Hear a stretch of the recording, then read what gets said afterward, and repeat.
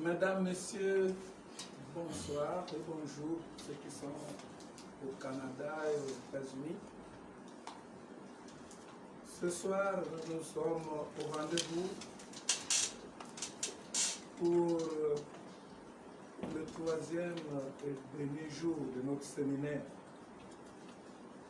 Ce troisième rendez-vous est significatif pour la simple raison que Dieu a bien voulu que ce séminaire s'achève ce soir.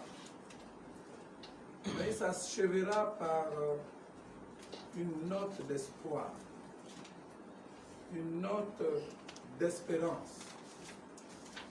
Parce que notre Dieu veut que nous construisons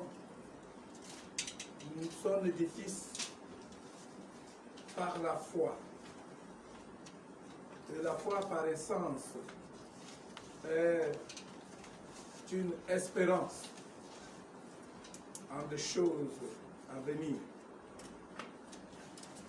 Donc, c'est une confirmation, une démonstration de ces choses qu'on ne voit pas, mais que le cœur réalise. Et Dieu nous a enseigné pendant les 3 premiers jours. Nous avons eu appui sur sa parole de vérité. Ceci m'amène ce soir à vous rassurer qu'il est fidèle. Et c'est à cause de cette fidélité que je crois que chacun de vous va rentrer dans la plénitude de l'exécution du processus pour l'atteinte de sa destinée. Je le crois fermement parce que c'est qu'il m'utilise. Et ce soir, ce sera encore mieux qu'avant à cause de son nom. Je le bénis parce que je sais qu'il est fidèle. Je le bénis pour la grâce qu'il me fait de vous parler en son nom parce qu'il vit en moi, conformément à la parole que nous avons reçue hier et avant-hier.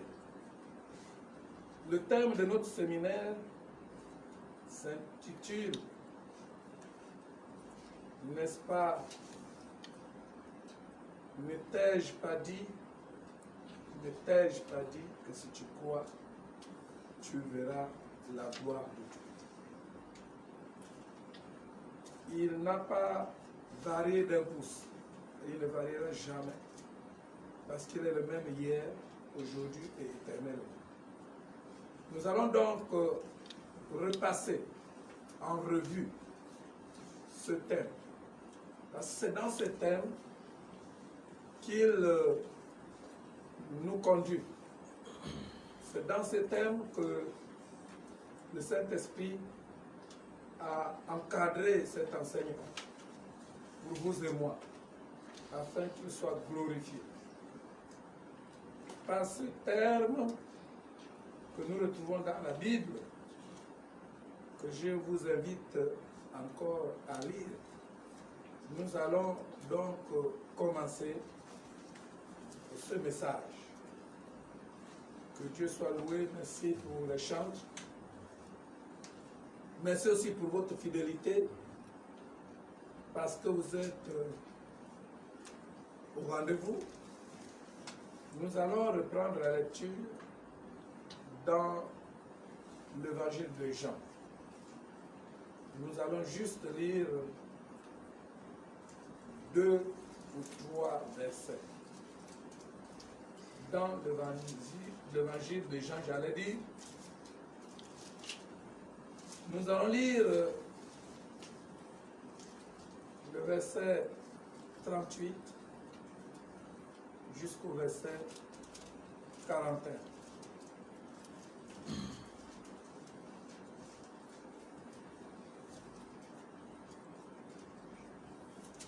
Cette parole me dit, et je crois que c'est la même chose que vous retrouvez chez vous, Jésus, frémissant de nouveau, en lui-même, s'est rendu au sépulcre. C'était une grotte. Je voudrais que vous reteniez la matière de ce cimetière, de cette tombe, une grotte. Et une pierre était placée devant. Que vous reteniez aussi la pierre qui était placée devant. Jésus dit, ôtez la pierre. Marthe, la sœur du mort, lui dit, Seigneur, il sent déjà, car il y a 4 jours qu'il est là. Jésus lui dit, ne t'ai-je pas dit que si tu crois, tu verras la gloire de Dieu. Verset 41, ils ôtèrent donc la pierre, et Jésus leva les yeux en haut et dit, Père, je te rends grâce de ce que tu m'as exaucé. Le reste, vous connaissez. Mais je voudrais d'abord que nous puissions regarder à ce passage.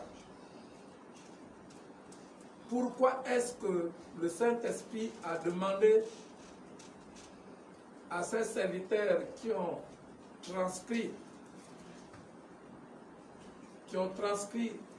ce récit de pouvoir préciser? Parce qu'à certains moments, dans la Bible,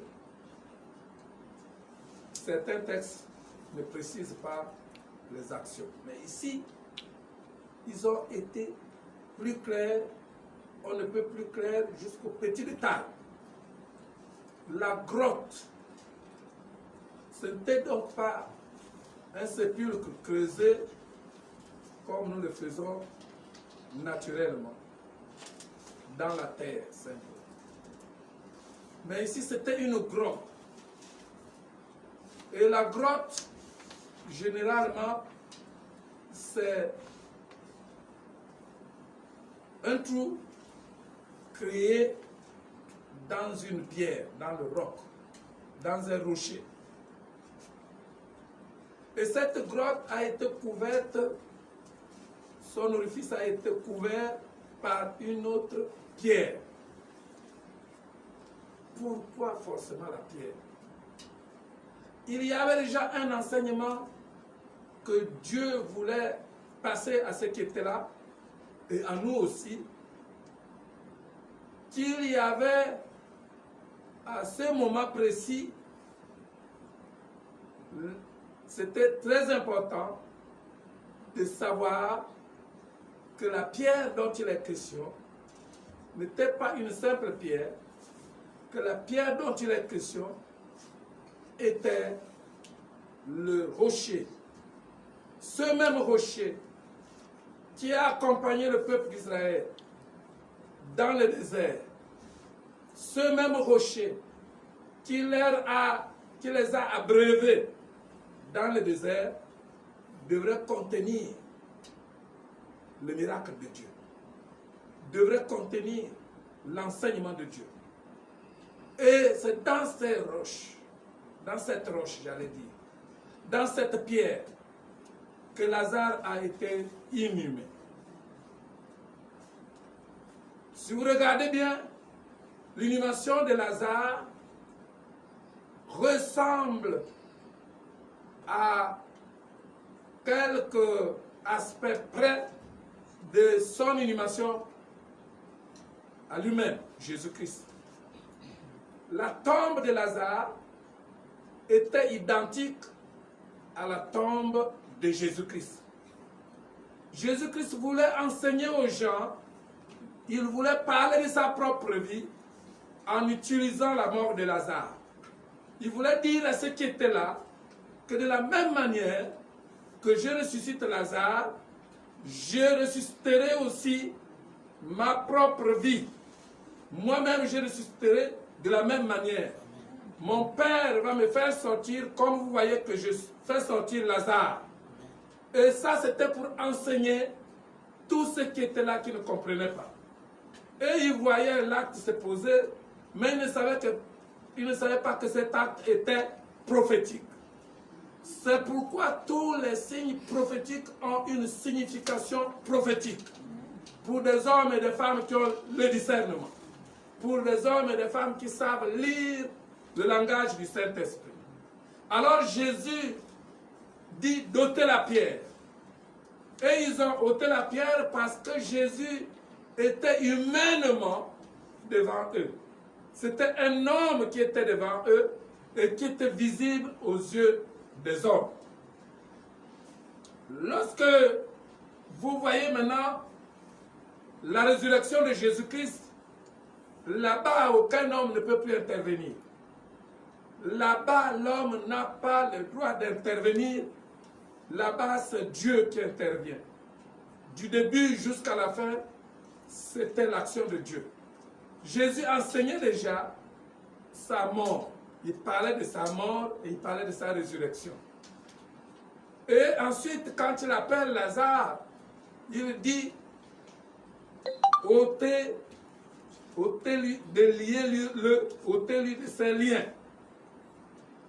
Quand il dit d'enlever les liens, de briser les liens de Lazare, il était en train d'enseigner à celui qui me regarde, à celui qui m'écoute, que lui, sa résurrection, sa mort et sa résurrection ont un sens dans ton salut, ont un sens dans ta délivrance, ont un sens dans ta guérison.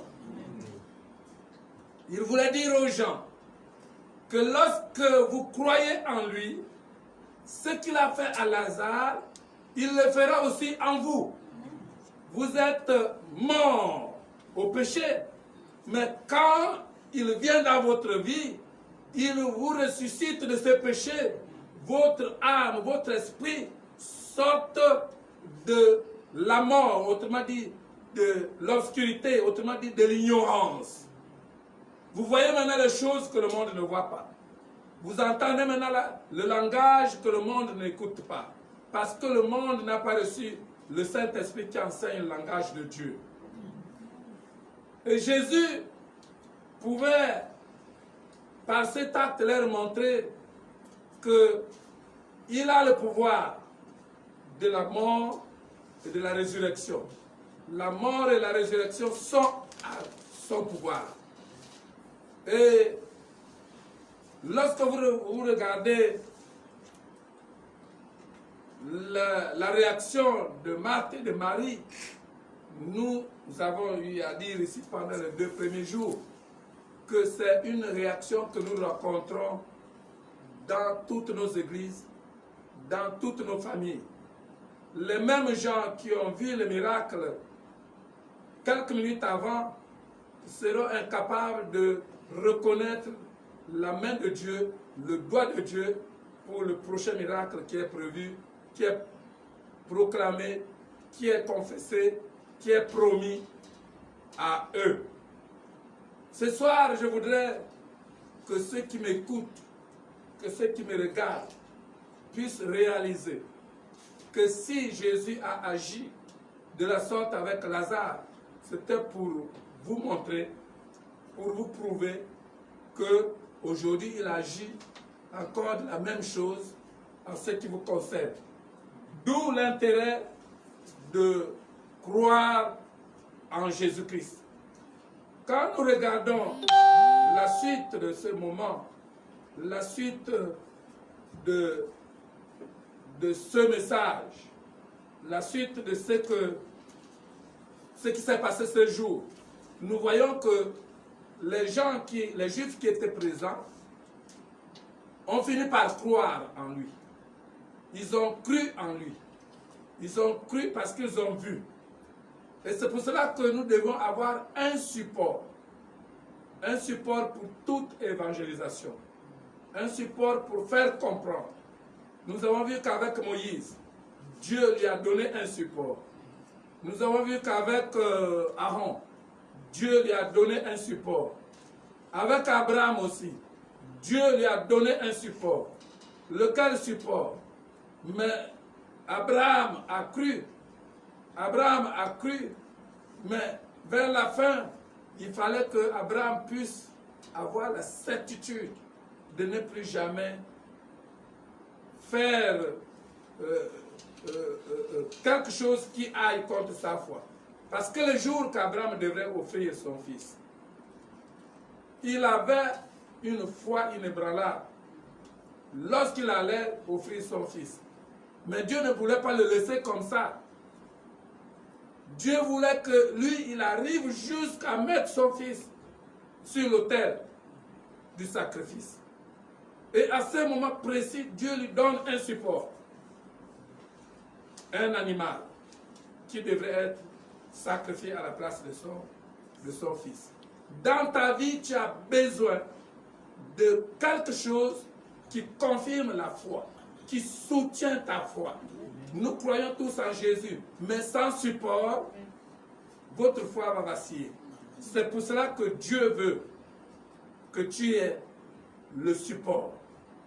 Il a parlé, mais il cherche à montrer aux gens le support. Avec Pierre et Jean et les autres apôtres, il leur a montré le support.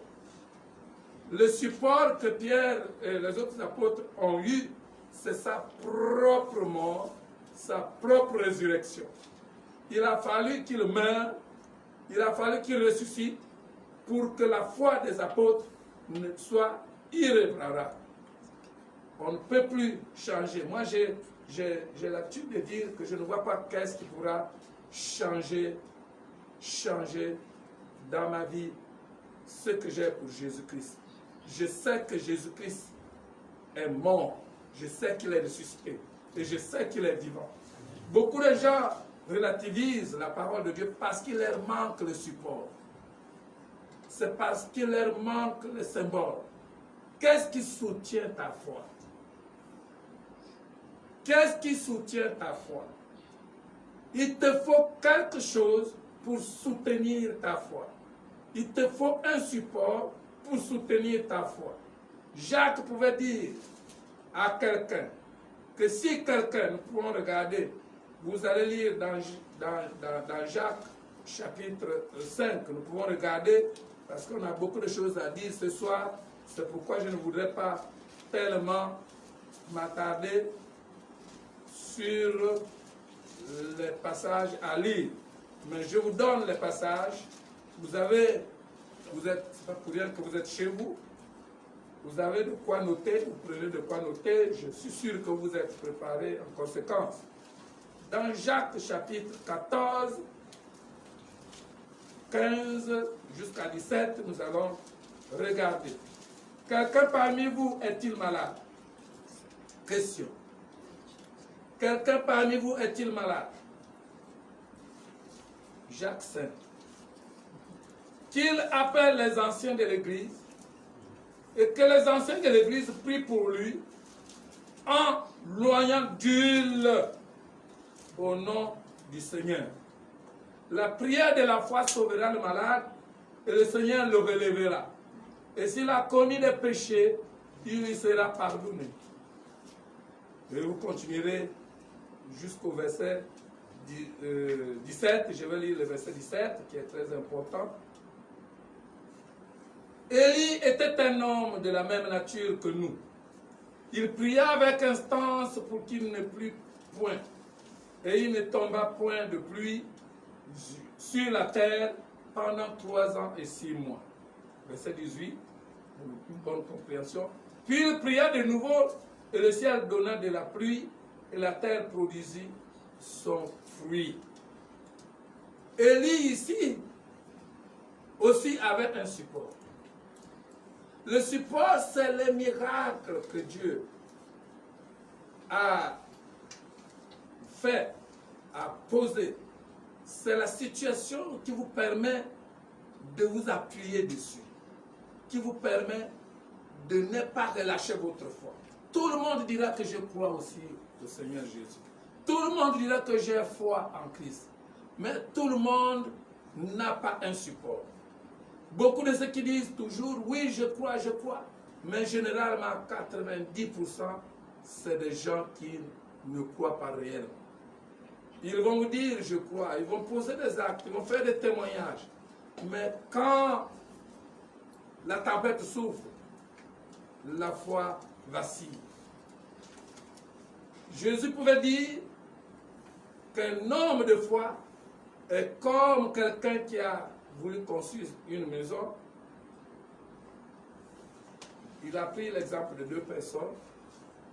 La première personne a conçu sa maison dans le sable parce qu'elle voulait la facilité. La pluie est venue, le vent a soufflé, la maison s'est écroulée. La deuxième a conçu sa maison sur le roc, a creusé le roc. Il a creusé. Nous savons que le roc, on ne peut pas creuser le roc sans effort. C'est à cela que je voudrais que ce soir, quelqu'un puisse comprendre. Il n'y a pas de foi sans support, sans endurance, sans effort. Dieu nous a fait grâce d'être sauvés. Le salut est gratuit. C'est un don. Mais la foi vient maintenant d'un effort de la personne. La foi vient d'un effort de comprendre la parole de Dieu. La foi vient d'un effort de pouvoir puiser dans la parole de Dieu. Creuser le roc signifie sonder la parole de Dieu, rentrer dans la parole de Dieu et prendre la parole de Dieu comme maison. S'asseoir, s'abriter, se couvrir, se protéger par la parole de Dieu, Jésus-Christ. Creuser. Il y a des chrétiens qui ne savent pas lire, qui ne savent pas méditer la parole de Dieu. Il te faut un support. Notre support général, c'est la parole de Dieu écrite dans la Bible. Mais il te faut quelque chose qui te permet de placer ta foi en Jésus-Christ. Quelqu'un parmi vous est-il malade? Qu'il appelle les anciens et que les anciens prient pour lui. Pourquoi les anciens ne peuvent pas prier simplement? Est-ce que c'est tous les jours qu'il faut oindre l'huile? Mais Dieu voulait qu'il y ait un enseignement que Jacques a donné. Et cet enseignement, il dit qu'il faut que les anciens loignent d'huile. L'huile ici symbolise le Saint-Esprit. L'huile symbolise la puissance de Dieu qui descend dans la vie de quiconque prie, de quiconque croit. Il faut donc creuser dans le rocher. Il faut creuser dans le roc. Jésus voulait apprendre à tous ceux qui étaient là que dans le roc, c'est dans le roc que se cache notre salut. C'est dans le roc que se cachent nos bénédictions. C'est dans le roc que se cache notre vie. C'est dans le roc que se cache notre espérance. C'est dans le roc que se cache la gloire de Dieu. Le roc, c'est le rocher. Le roc, c'est l'humain. On avait reçu ici un évangéliste, l'évangéliste Bonquet. Il avait un cantique merveilleux. Je suis sous le roc. Le roc est plus haut que moi. Jéhovah me cache sous le roc. Le roc, c'est l'image, c'est le symbole que Jésus nous a donné en parlant de l'humain, en parlant du rocher. Le rocher qui a accompagné son peuple, c'est Jésus de Nazareth. Et Jacques dit ici qu'il faut oindre l'huile. L'huile, normalement, nous l'utilisons. Mais l'huile, ce n'est pas la simple huile qui guérit. La puissance n'est pas dans l'huile qu'on oint. La puissance est dans la foi qu'on place en Jésus-Christ en noyant d'huile. L'huile que nous oignons sur l'homme, nous symbolisons la puissance du Saint-Esprit. Nous symbolisons l'action du Saint-Esprit. Mais la foi de celui qui prie, il a la foi en Jésus-Christ et non dans l'huile. C'est pourquoi nous avons ici symbolisé le sang de Jésus-Christ par le symbole prophétique. Nous ne cesserons jamais d'en parler. Nos bien-aimés qui sont au Tchad, on ne vous a pas oublié. On va vous envoyer les symboles prophétiques. Je crois que le département communication va s'arranger. Je sais que vous êtes à l'écoute. Et c'est l'occasion pour moi de vous bénir. Le roc. Jésus parle du roc. C'est dans le roc que son corps a été caché. Pourquoi on est allé mettre son corps dans le roc? Pourquoi il a été inhumé dans le roc? Mais Jésus, c'est lui-même. C'était pour nous enseigner que son corps ne pouvait aller nulle part. Lui-même, il est allé dans lui-même. C'est pour nous dire qu'il était parti dans lui-même. Et il ressort de lui-même pour monter chez lui-même. Il est tout au début, au milieu et à la fin. Il est toujours Jésus-Christ. C'est la même matière. C'est pour cela qu'il voulait dire que sans lui, il n'y a rien. Que toi, ton existence a pour origine Jésus-Christ. Que la fin, la finalité, tu seras face à Jésus-Christ. Or, si tu l'acceptes aujourd'hui, cela veut dire que tu le mets ta vie dans lui-même. Et il va te conduire. Lui-même, il habite en toi. Et c'est ce qu'il a dit dans Jean 17. Alléluia. Il faudrait que nous sachions que notre vie n'est tout autre chose que une partie, la matière de Jésus-Christ qui a été formée par l'image. C'est Jésus-Christ qui a été formé d'une manière humaine pour que nous soyons. Mais c'est une partie de Jésus-Christ. Quand tu reviens à lui, tu es en lui et lui il est en toi. C'est comme quand on prend de l'eau. Vous prenez de l'eau. Vous prenez de l'eau qui est dans une bassine. Lorsque vous mettez cette eau-là dans un vase et que vous mettez le vase dans la bassine pleine, il n'y aura pas de problème parce que la même eau sera compatible avec celle qui est dans la bassine. Est-ce que quelqu'un me suit? Que tu reviennes à lui. Que vous redevenez un. C'est ce que cela veut dire. Devenir un, ça veut dire que revenir la même matière. Il s'est transformé en humain pour nous montrer que lui, il a une partie qui est humaine en nous. Est-ce que tu me comprends là?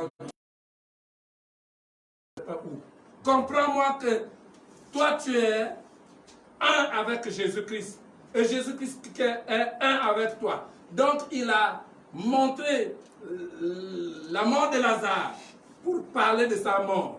Et il a parlé de sa mort pour parler de toi et moi. Si tu comprends ce message, sache que Jésus c'est toi. Et tu es en Jésus-Christ. Et comme tu voudrais être un avec Jésus-Christ, il faudrait que tu te débarrasses de ce qui va faire en sorte que tu ne sois pas un avec Jésus. Que nous devons nous débarrasser. Ce sont des choses qui sont incompatibles avec le roc. Quand on met la terre dans la terre ne se transformera jamais en pierre. La terre sera la terre et la pierre sera la pierre. Il y a une incompatibilité. Il faudrait que le rocher soit la matière du roc, soit dans le roc, pour que le roc devienne, la matière et le roc deviennent un rocher. Je voudrais que tu me suives. Alléluia. Donc, quand tu es un avec Jésus-Christ, c'est-à-dire qu'il te faut un petit effort. Je disais tout à l'heure qu'il n'y a qu'une seule chose que tu n'as pas besoin de faire d'effort. C'est le salut. Le salut, c'est un don de Dieu. C'est par la grâce de Dieu que nous sommes sauvés. Mais une fois sauvé, tu dois maintenant exercer. Si tu n'exerces rien, tu dis que je suis sauvé, je reste là, je peux mener la vie comme je veux. Tu n'iras jamais au ciel. Tu vas faire un blocage entre Dieu et toi. Parce que tout péché est incompatible au roc. tout péché est une matière étrangère au rocher. Il dit, il est le bon berger. Nous sommes dans Jean chapitre 10. Il est le bon berger. Jean chapitre 10. Nous allons maintenant comprendre comment le roc se présente. Jean chapitre 10. Nous allons lire le verset, à partir du verset 7. Jésus leur dit encore, en vérité, je vous le dis, je suis la porte des brebis. Tous ceux qui sont venus avant moi sont des voleurs et des brigands. Mais les brebis ne les ont point écoutés. Je suis la porte. Si quelqu'un entre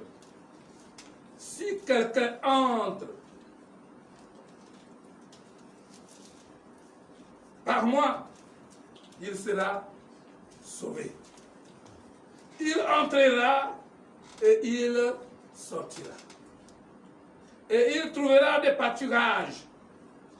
Nous avons vu hier dans le psaume 23 qu'il est notre bon berger, qui nous conduit vers les verts pâturages, qui nous fait boire de l'eau paisible. Et ici, il dit qu'il est la porte. Celui qui rentre par lui, autrement dit, c'est lui qui est la poussière du roc. Celui qui se sent la poussière du roc, la matière, la même matière que le roc, qui rentre dans le roc, il est libre d'entrer et de sortir. Et il trouvera le pâturage. Le pâturage ici, ce sont des bénédictions. Des bénédictions. Le pâturage, c'est la nourriture. C'est la nourriture que tu peux manger. Il dit, au verset 9, si quelqu'un entre par moi, il sera sauvé. Il entrera et il sortira. Et il trouvera des pâturages. Le voleur ne vient que pour dérober, égorger et détruire. Moi, je suis venu afin que les brebis aient la vie et qu'elle soit dans l'abondance. Hier, vous vous rappelez, j'avais la grâce de dire ici, au concours de mon ami, que lui, il veut que tu te glorifies en lui. Il veut que le monde sache que tu pries un Dieu vivant. Il ne veut pas des gens qui se plaignent pour se plaindre. Il veut des gens qui le responsabilisent. Il veut des gens qui le tutoient. Et lui, il vous tutoie parce qu'il est notre frère. Il est notre Père. Il est tout pour nous. Et quand il donne l'abondance. Il donne l'abondance. Et il dit, je suis le bon berger, verset 11. Le bon berger donne sa vie pour ses brebis. Vous voyez ce que je disais tout à l'heure. Le bon berger donne sa vie pour ses brebis. Il donne sa vie de quelle manière? Il donne sa vie parce que la personne qui vient à lui sera dépouillée des liens qui le retenaient dans le monde. Sera dépouillé des liens qui le retenaient dans un autre environnement. Le monde signifie un environnement de beaucoup de choses. Alors, une fois en lui, il nous donne sa vie, il nous donne ce qu'il est. Sa vie signifie ce qu'il est. Sa façon de vivre, ses comportements, sa façon de parler, sa façon de boire. Avoir des comportements de Jésus-Christ. C'est pour ça qu'on les appelle, ceux qui sont en Jésus-Christ les chrétiens. Je ne parle pas de gens qui partent à l'église pour crier et pour se montrer simplement. Non. des gens qui se ressemblent en s'assemblant. Quand ils sont ensemble, ils se ressemblent par leur comportement.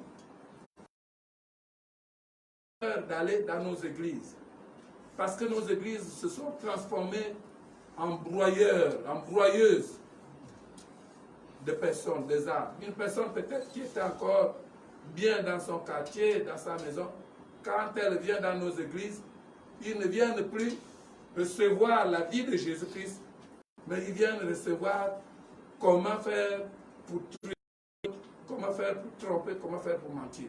Ça, ce ne sont pas des églises. L'église, c'est l'assemblée des hommes qui s'assemblent pour se ressembler. Ils sont un. Ils ont le même comportement. Ils réalisent les mêmes objectifs en Jésus-Christ. Il dit le mercenaire vient pour dérober. C'est pourquoi il y a plein de mercenaires dans nos églises. Le mercenaire vient pour dérober. Le mercenaire qui n'est pas le berger et à qui n'appartiennent pas les brebis, voit venir le loup. Vous voyez le comportement. Il fait comment? Il abandonne les brebis et prend la fuite. Et le loup les ravit et les disperse. Le mercenaire, c'est ce bon berger-là. Ce pasteur, cet apôtre, ce bishop, ce prophète. Tout ce que vous connaissez. Quand il voit venir le danger, c'est quoi le danger? Le danger peut être quelque chose de visible ou d'invisible. Le mercenaire, lui, il ne voit que sa vie. Le mercenaire ne voit que lui-même. Il parle que de lui-même. Il a une vision à quelqu'un d'autre. Il ne peut pas élever quelqu'un d'autre. C'est lui le mercenaire. Quand il y a quelque chose, il fuit, il vous abandonne. Il abandonne les brebis. Et les brebis n'ont pas le droit de suivre le mercenaire. Et Jésus explique dans cet évangile comment il est le rocher, comment il est le roc. Un jour, je pense que c'était un dimanche, je prenais l'exemple de la greffe. La greffe qu'on fait à quelqu'un qui a l'ulcère, ou sur la cuisse. On prend la peau qui est quelque part sur la même personne, on met là où il y a l'ulcère. La peau là adhère sans rejet. Mais si on prend la peau de quelqu'un d'autre, le muscle de quelqu'un d'autre, qui n'est pas compatible avec son corps, le corps rejette. Le corps rejette. Jésus-Christ nous parle de la même chose. Pour que nous soyons un avec lui, il faudrait que nous reflétons la matière active de son corps. Et son corps, c'est l'Église. Il faudrait que, quand tu es à l'Église, que tu sois un véritable membre de l'Église. Que tu sois toi-même l'Église. Sinon, l'Église va te rejeter. L'Église ne peut pas accepter, l'Église va te rejeter. Et c'est toujours ce qu'on a toujours rencontré, j'allais dire, dans certaines églises. Ne t'ai-je pas dit que si tu crois, tu verras la gloire de Dieu. La gloire de Dieu, c'est l'immense présence du Saint-Esprit dans la vie de quelqu'un. C'est la conduite du Saint-Esprit dans la vie de quelqu'un. Et ici, nous voyons que Jésus dit qu'il est le bon berger. Le bon berger donne sa vie pour ses brebis. Et il l'a fait. Il a donné sa vie pour nous. Aujourd'hui, je voudrais vous dire que nous avons à nous réjouir. Nous avons de quoi nous réjouir. Mais parce que Jésus-Christ n'a rien caché. Jésus-Christ n'a rien caché. Il ne voudrait pas que nous soyons loin de lui. Il ne voudrait pas que nous soyons un ami extérieur. Il dit dans Jean 15 que je suis le vrai cep et mon père est le vigneron. Vous êtes des sarments, autrement dit les branches du cep, qui sortent du cep, qui sont collés au cep, qui reçoivent l'alimentation du cep. Et le Père est celui qui arrose le cep, c'est celui qui émonde ce qui est. Je voudrais parler de quelqu'un qui se met dans la même chair que Jésus. Quelqu'un qui est la même chair que Jésus-Christ. C'est la personne qui a tout ce que Dieu dit. C'est la personne qui est très à l'aise. Vous savez, il enseignait, comme nous avons vu au cours des 2 premières journées, que le problème de Dieu, c'est de pouvoir former la foi de quelqu'un afin que la personne agisse selon la foi en lui. Pas dans ce que nous voyons, mais en lui. Et il pouvait dire à ses disciples, quand ils étaient cachés, lorsqu'ils sortent de là où ils étaient cachés, il est allé les retirer là-bas. Les 12 apôtres, là où ils étaient cachés, il est allé les retirer là-bas. Et quand il les voit, il leur dit que la paix soit avec vous. C'est la chose qu'il ne faut jamais laisser tomber. La paix, devant toute circonstance. Que tu aies la paix. La paix est le fruit du Saint-Esprit qu'il ne faut jamais manquer. La première chose qu'il a donnée à ses disciples, il dit que la paix soit avec vous. Et ce soir, je voudrais parler de ce passage. Nous sommes dans Jean chapitre 20. Je voudrais parler pour clôturer ce séminaire que je crois va être le socle de la vie du chrétien. Le socle, c'est-à-dire le réservoir de bénédiction de quelqu'un. Jean chapitre 20.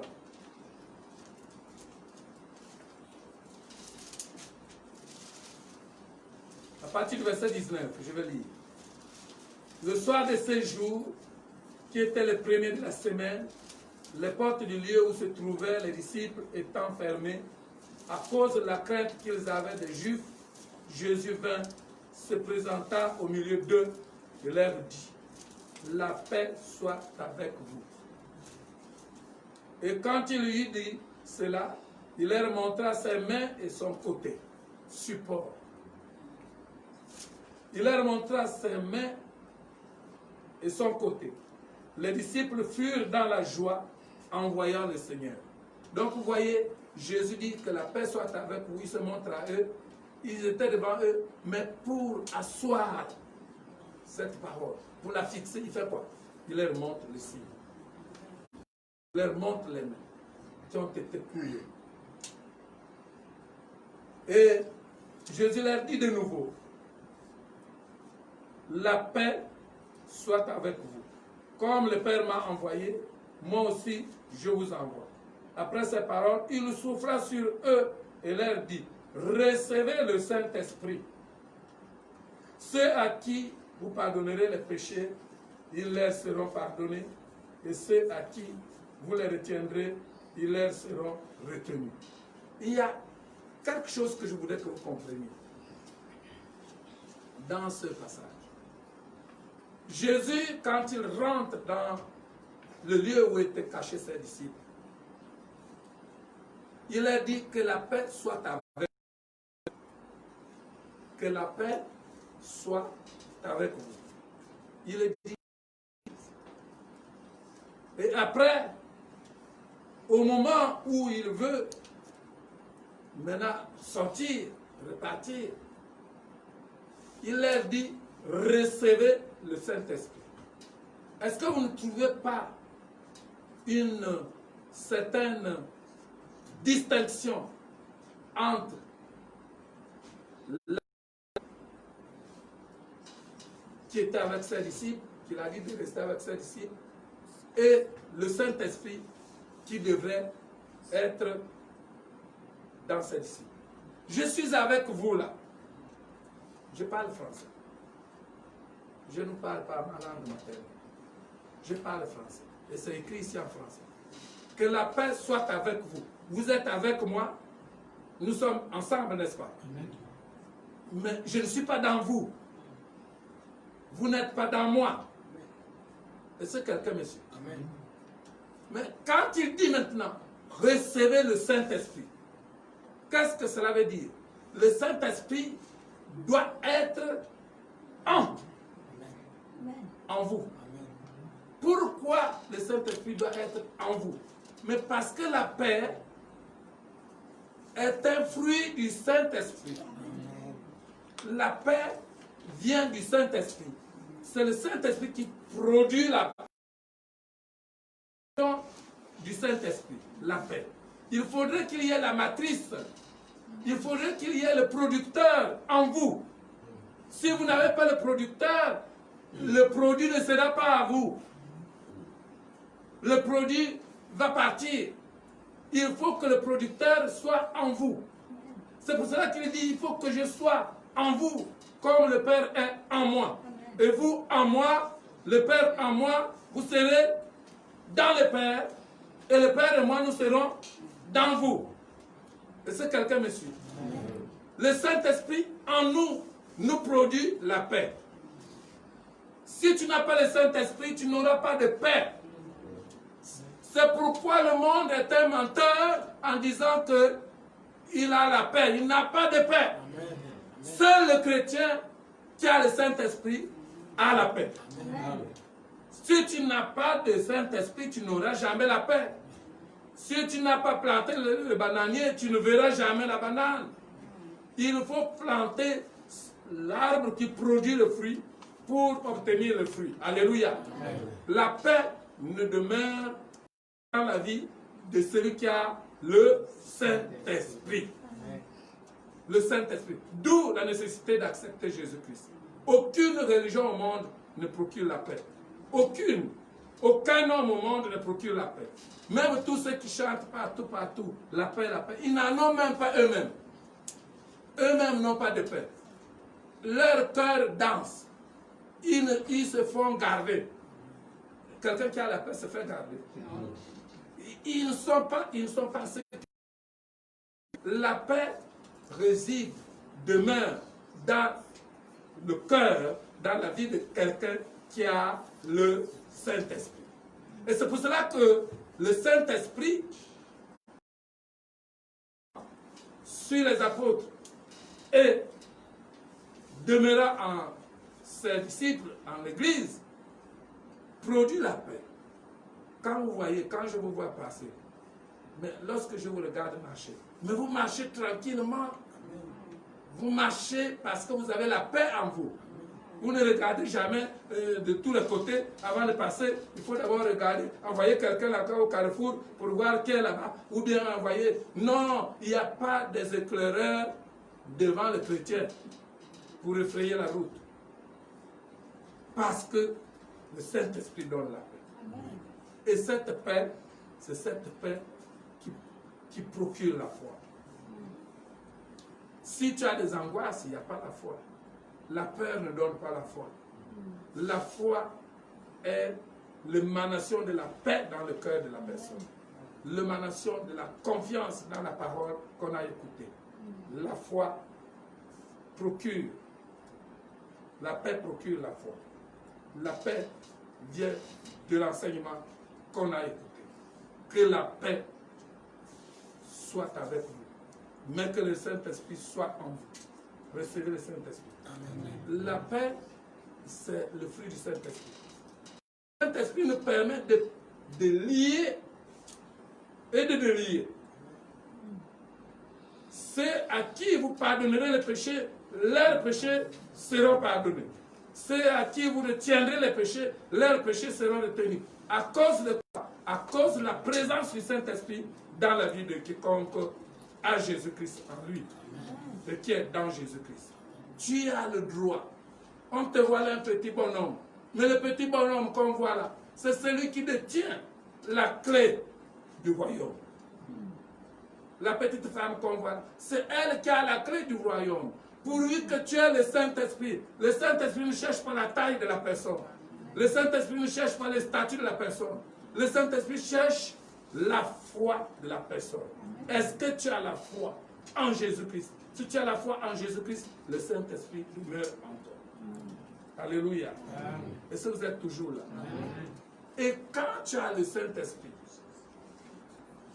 il faudrait que je vous explique pourquoi je disais tout à l'heure que le Saint-Esprit, il faut un effort. Le salut, c'est par grâce que nous l'avons reçu. Mais le salut, c'est comme quand on naît. Quand on naît. Le bébé, dites-moi quel effort mis dans le ventre de sa maman là-bas pour qu'il sorte. Mais c'est la mère qui pousse l'enfant. C'est la pauvre maman qui crie. C'est la mère qui fait tout avec les sages-femmes. Lui, il est là. Et tout d'un coup, il est dehors, il commence à crier. Voilà le chrétien. Jésus est mort à cause de nos péchés. Grâce. Mais une fois sauvé, tu dois faire un petit effort de garder ton salut. C'est toi-même qui dois maintenant garder ton salut. C'est toi-même qui dois développer ta foi. C'est toi-même, c'est toi-même, c'est toi-même, c'est toi-même. Ne dis pas que il y a la grâce. Je vais vivre encore dans l'abomination. Mais si tu vis dans l'abomination, tu n'es pas... Tu es un bébé qui est en train de manger le piment. Le bébé que la mère donne le piment tous les jours, qu'est-ce qui va se passer? Son tube digestif sera bousculé, sera endommagé. Et il va commencer à faire la diarrhée, et la diarrhée, après il meurt. Un bébé qui mange n'importe quoi, il va finir par mourir. Le bébé doit être sous la surveillance de ses parents. Ce sont les parents qui déterminent ce que le bébé doit manger, ce que le bébé doit s'alimenter. C'est les parents. C'est pour cela que vous devez avoir des bons enseignants. Les bons enseignants qui savent la véritable nourriture. La véritable nourriture, c'est la parole de Dieu. On ne doit pas vous donner les hérésies. Un bébé à qui on donne les hérésies ne peut pas grandir. Il n'aura pas la foi. La foi ne va pas grandir. Il y a des églises où on ne parle jamais du Saint-Esprit. Mais alors, allez-y comprendre. Si on ne parle pas du mètre, si on ne parle pas du bananier, comment on pourra manger la banane? Si on ne parle pas de la poule, comment nous aurons les... Parler du Saint-Esprit, c'est le Saint-Esprit qui donne la capacité à l'homme d'écouter, d'assimiler et de croire. Et il faut que l'homme fasse un effort de laisser le Saint-Esprit entrer en lui. C'est nous qui devrons laisser le Saint-Esprit entrer en nous. Nous sommes nés, la parole de Dieu sort, tu es né, d'accord? Vous voyez Nicodème. Nicodème avait la parole de Dieu, c'était un docteur, mais Nicodème ne pouvait pas comprendre les mystères de Dieu, les mystères du royaume.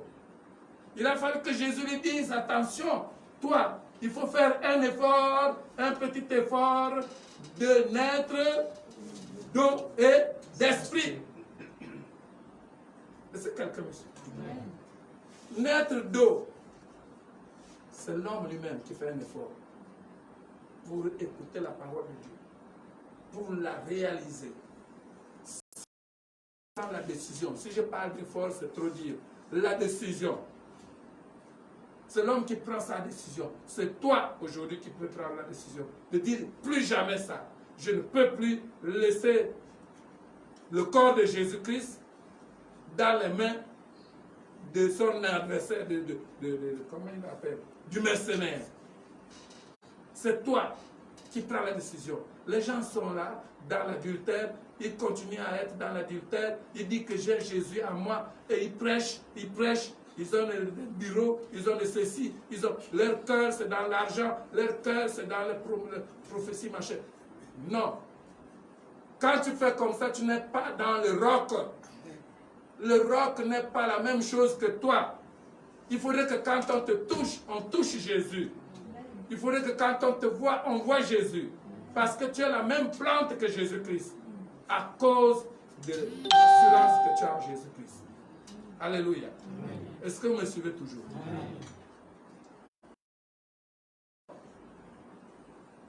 Le même corps, la même foi. Et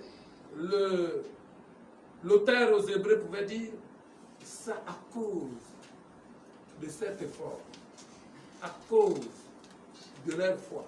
Hébreux chapitre 11. Et c'est là que je vais bientôt terminer. Je vois que celui qui a l'horloge, certainement me regarde.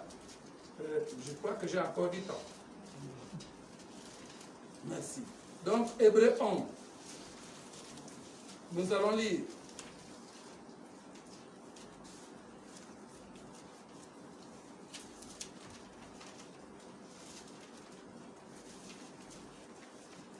À partir du verset 13.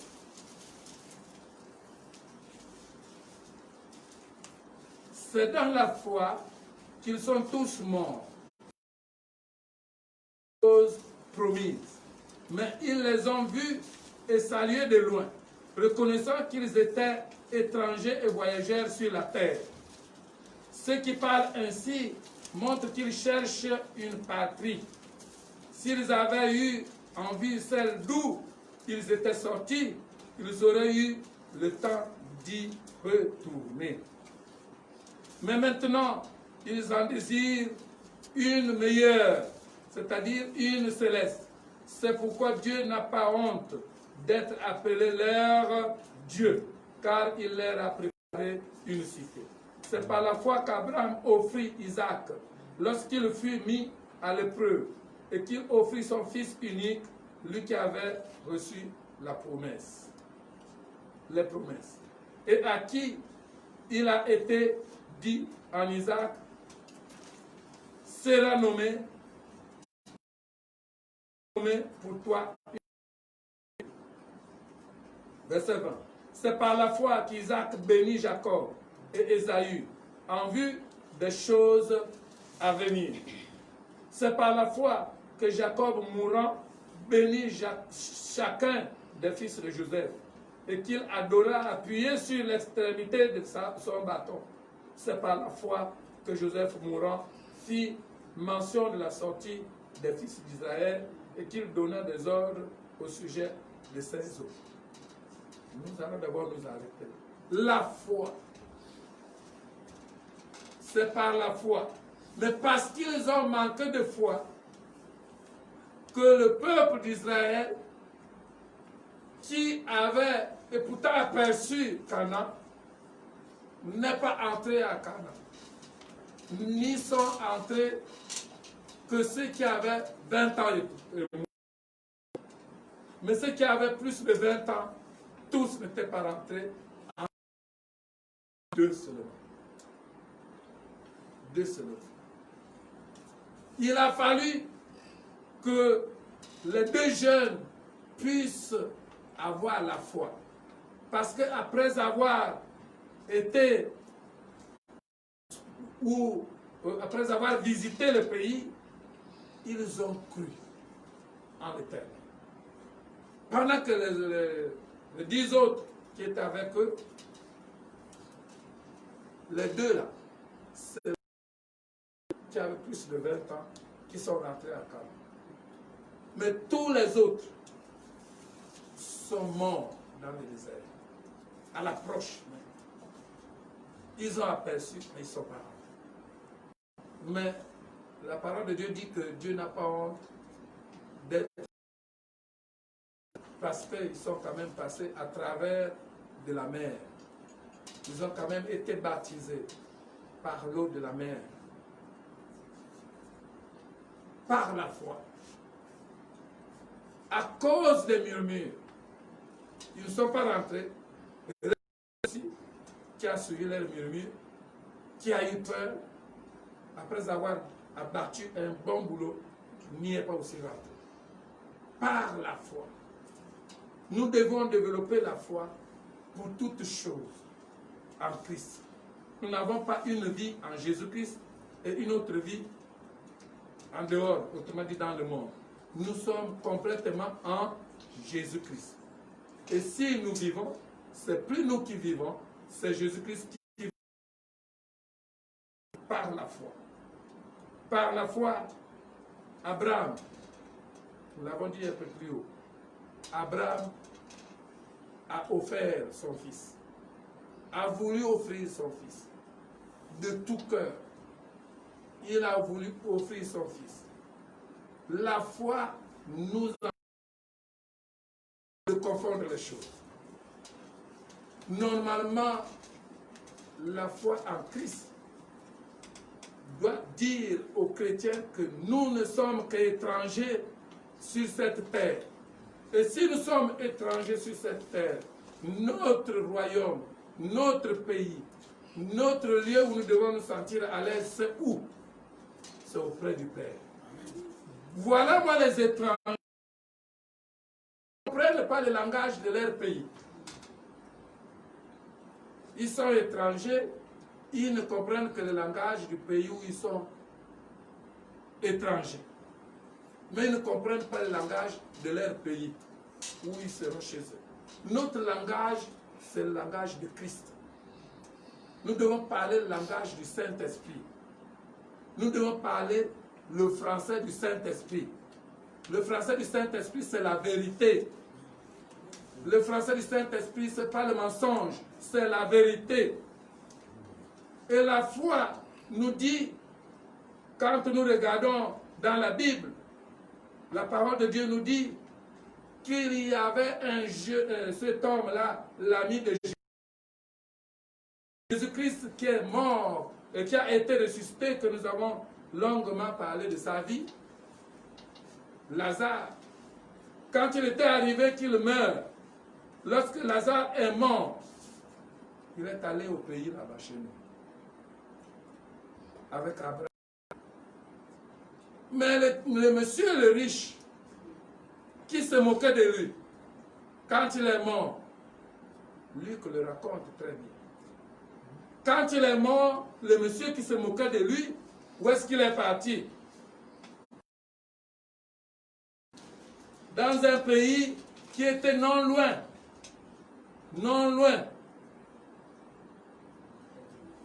de là où était Lazare. Mais sauf que entre le pays où il est parti et le pays où était Lazare, il y avait une ligne de démarcation infranchissable.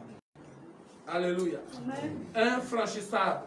Et cette ligne de démarcation ne lui permettait pas d'aller trouver Lazare. Alors, qu'est-ce qui se passe?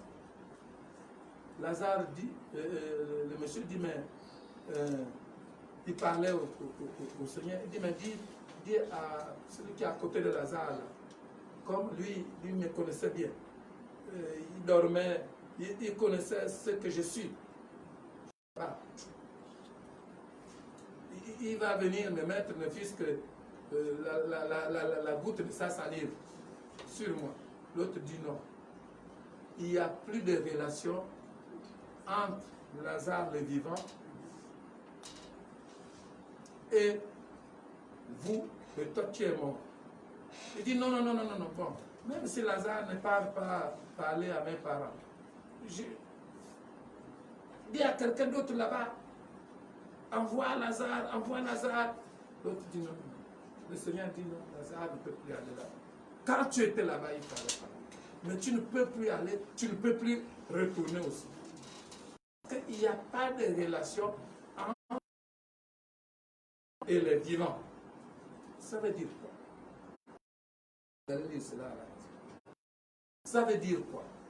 Ça veut dire que nous et moi, c'est pourquoi je faisais le témoignage hier.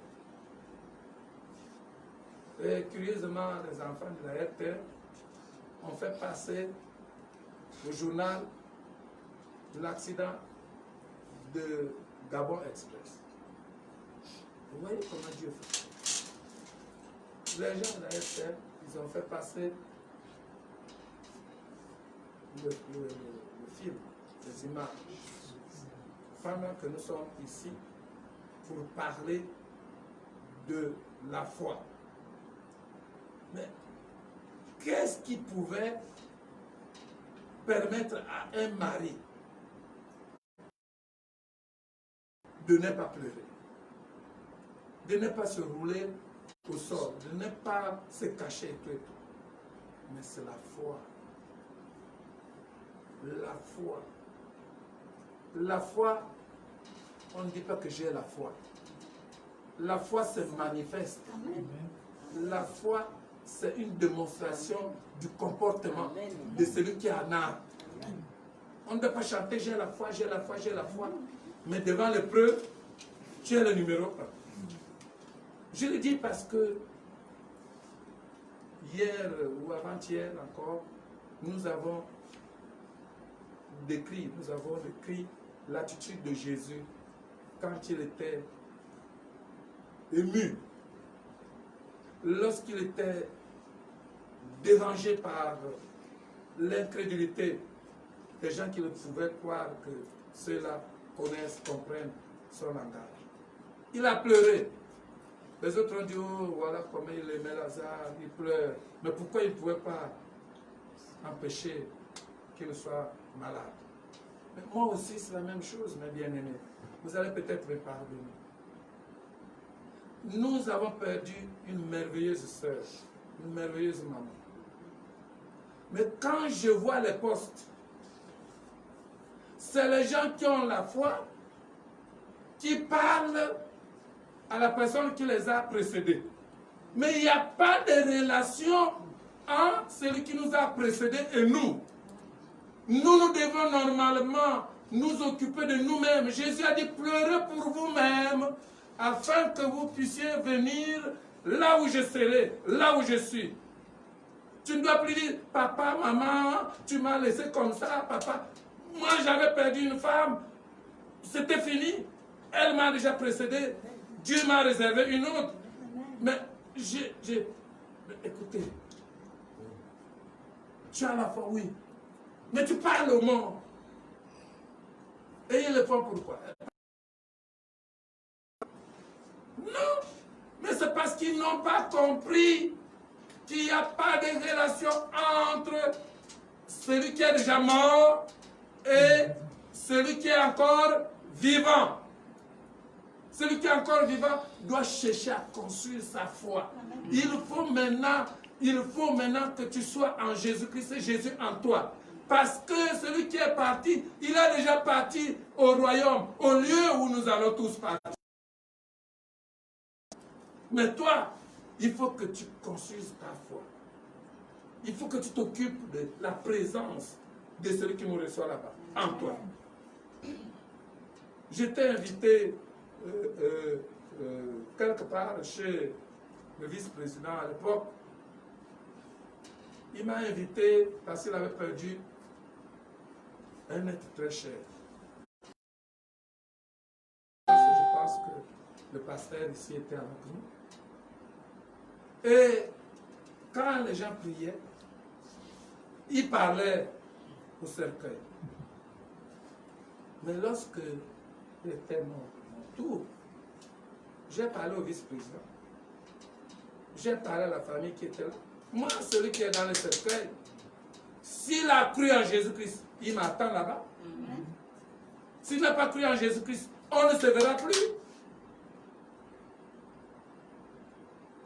Non, bien-aimés, par nos pleurs, par nos... Nous pouvons même couper. Tu dis non, j'ai perdu un parent. Coupe-moi la main là. On te coupe la main. Ça ne changera rien. Tu seras manchot. On te coupe les pieds, tu seras handicapé.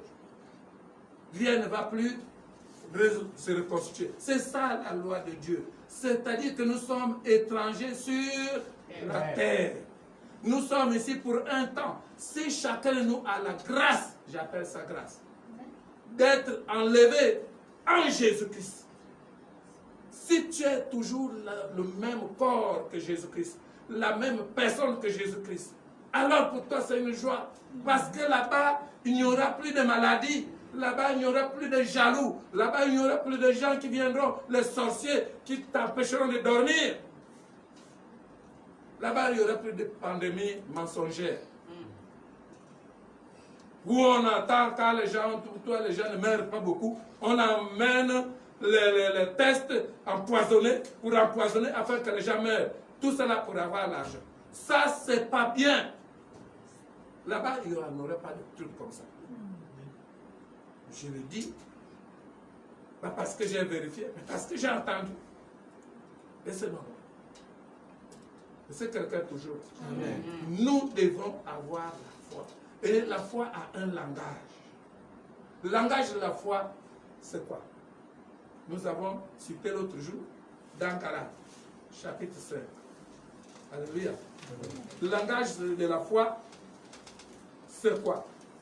C'est l'amour, la joie, la paix, la patience, la bonté, la bénignité, la fidélité, la douceur, la tempérance. Ce sont ces choses-là qui sont obtenues par la foi. C'est le langage du Saint-Esprit. La foi vient de ce qu'on entend. Et ce qu'on entend vient de la parole de Christ. Et qui enseigne, c'est le Saint-Esprit. Alléluia. Amen. Nous devons changer de langage. Quand on a perdu quelqu'un, on appelle ça perdre quelqu'un. Oui, c'est perdre. Mais quand quelqu'un nous a dévancé, comment le monde croira que nous sommes les fils du Dieu très haut? Parce que nous avons vu hier que tout ce que Jésus a fait, il l'a fait pour que le monde puisse croire que nous sommes un avec lui et que c'est le Père qui nous a tous envoyés parce que lui nous a envoyés. Comment ils croiront? Quand on vient à un deuil, tu pars d'abord de chez toi en riant, papa. Et arrivé quelque part, surtout pour les femmes, on cherche, où est le pain? Donne-moi le pain. Et tu mets un pain. En ma bouche, pop. Arrivé devant la maison là, avant de rentrer, on enlève, on rentre. Tu enlèves les chaussures parce que c'est le lieu très saint. Dieu a dit à Moïse que ôte tes souliers parce que le lieu où tu es, c'est un lieu saint. Bon, donc c'est saint là-bas parce qu'il y a la mort. Et quand il y a la mort, même si je ne sais pas, c'est là où il y a maintenant un peu la louange, et la louange, pitié. Est-ce que la louange, là, vous la faites à qui? On loue qui? Si c'est Dieu qu'on loue, mais louez Dieu dans la joie. Si c'est Dieu que vous louez, parce que vous demandez à Dieu de vous consoler, parce qu'il y a quand même un vide, mais ayez la joie, ayez la paix. Et regardez, moi je suis comme un espion. Quand tu sors de là-bas, lorsque tu es à la maison de deuil, observe ceux qui sont là. Et lorsque tu sors de là-bas, s'il y a un... Regarde ceux qui sont à l'intérieur. Si tu regardes bien à l'intérieur, les mêmes gens qui s'enroulaient là-bas, par terre, ils sont là-bas, dans le bistrot. Quoi. Après, ils reviennent là-bas, la manière qu'ils vont pleurer là. Même celui qui a perdu son parent. Mais c'est de l'hypocrisie. Ça, c'est pas des chrétiens, ça. Ça, c'est des mercenaires, c'est des filles hypocrites. Numéro 1. Et quand ils pleurent, ils voient que c'est parti déjà, il n'y en a plus, ils repartent. Ils partent là-bas, ils reviennent. Et ils vont faire comme ça jusqu'au matin. Les ronds. Et le type qui a son bistrot à côté là, il doit même dire, il faudrait que quelqu'un d'autre mette à côté pour évacuer son stock. Non, nous devons avoir un comportement de gens mis de nouveau. un comportement de Jésus. Ce n'est pas défendu de pleurer. On peut pleurer par émotion. On peut pleurer par émotion. Ce n'est pas défendu. Ce n'est pas tout le temps qu'on ne pleure pas. Et ce n'est pas tout le temps aussi qu'il faut pleurer. Chaque chose a son temps. Alléluia. Arrêtez de vous adresser au monde. Le monde est déjà parti, il est mort. Ne faites plus de postes qui s'adressent au monde. Laissez le monde avec ce langage du monde. Nous devons nous adresser aux parents, à la famille éprouvée.